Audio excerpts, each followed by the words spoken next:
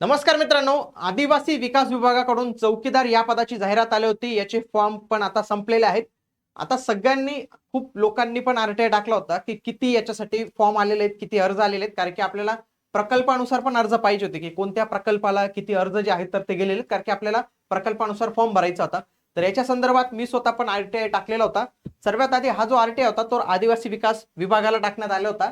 त्यांनी त्याच्यानंतर आदिवासी विकास आयुक्तालय यांच्याकडे तो जो आदिवासी विकास आयुक्तालय नाशिक इथं हा अर्ज जो आहे तर तो ट्रान्सफर करण्यात आला आणि याचं उत्तर जे आहे तर ते कालच आलेले. नेमकं त्यांनी काय उत्तर दिलेले, किती अर्ज आलेले, तर त्याच्या संदर्भातली माहिती आपण पाहणार आहोत. तर मित्रांनो, तत्पूर्वी तुमच्यासाठी जे आहे तर ते आदिवासी विकास विभागाच्या चौकीदार या पदाची आपण टेस्ट सिरीज लॉन्च केलेली आहे. 10 टेस्ट असणार आहे आणि ऍपटेक फॉर्मॅट नुसार असणार आहे. बघा, नुसतं पोस्टरमध्ये ऍपटेक लिहिलं तर ऍपटेक फॉर्मॅट होत नाही मित्रांनो. त्याच्या ऍपटेकच्या प्रश्नपत्रिका ज्या आहेत तर ते आपल्याकडे ज्या मागच्या प्रश्नपत्रिका झाल्या होत्या सीईटीच्या त्या सर्व अवेलेबल आहेत. त्या सर्व प्रश्नपत्रिका आमच्या टीमने व्यवस्थित पद्धतीने बघितल्या आणि त्याच्यानुसारच ही टेस्ट सिरीज जी आहे तर ते डेव्हलप करण्यात आलेली आहे. आजच इग्नाइट अकॅडमीचं ऍप्लिकेशन डाउनलोड करून तुम्ही या टेस्ट सिरीजला एनरोल करू शकतात. कुठेही काही समस्या आली तर हा नंबर आहे, याला देखील तुम्ही कॉल करू शकतात.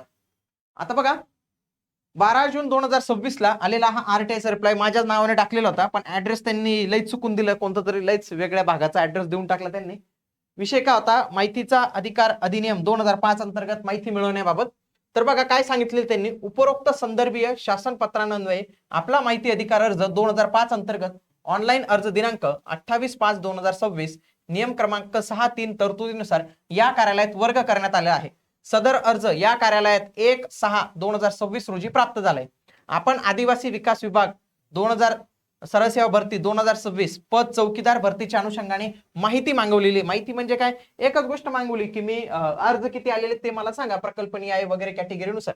त्यांनी काय उत्तर दिलेलं बघा, आपण मागवलेली माहिती सरळ सेवा भरती 2026 गट द चौकीदार या संवर्गाची असून अद्याप भरती प्रक्रिया पूर्ण झालेली नाही. यास्तव आपण मागवलेली माहिती अधिकार अधिनियम 2005 च्या कलम 8(1) अन्वये आपणास उपलब्ध करून देता येत नाही. आता तुम्हाला एक गोष्ट सांगतो मित्रांनो, आता जेवढेही लोकांनी आरटीआय टाकलेले आहेत, मग त्या कंपनीवर असो, निगेटिव्ह मार्किंगवर असो, एक्झाम पॅटर्नवर असो, परीक्षा किती अर्ज आले, त्यांनी एकच उत्तर डायरेक्ट त्यांच्या डेस्कटॉपला सेव्ह करून ठेवलेलं आहे. एक यायचं आणि डायरेक्ट कॉपी पेस्ट करायचं. तुम्ही बघा, हे सगळे उत्तर तुम्हाला सगळे ज्यांनी आरटीआय टाकलेलं, माझ्यासोबत 5-50 लोकांनी आरटीआय टाकले होते कारण की तिथं सगळी यादी येत होती आम्हाला. तर त्या सगळ्या ठिकाणी त्यांनी हेच उत्तर दिलेले. ऍक्च्युली अर्ज किती आले हे सांगणं काही गैर नाही. त्यांनी उलट स्वतःहून आरटीआय टाकायची पण वेळ आली पाहिजे. त्यांनी स्वतःहून विभागाने किती अर्ज आलेले हे सांगणं गरजेचं आहे. प्रकल्पनीय आहे अर्ज सांगणं इथं गरजेचं आहे. याच्यामुळे परीक्षेमध्ये आणखी पारदर्शकता वाढते आणि आणखी विद्यार्थ्यांची स्पर्धा किती आहे तर ते देखील विद्यार्थ्यांना कळत असतं.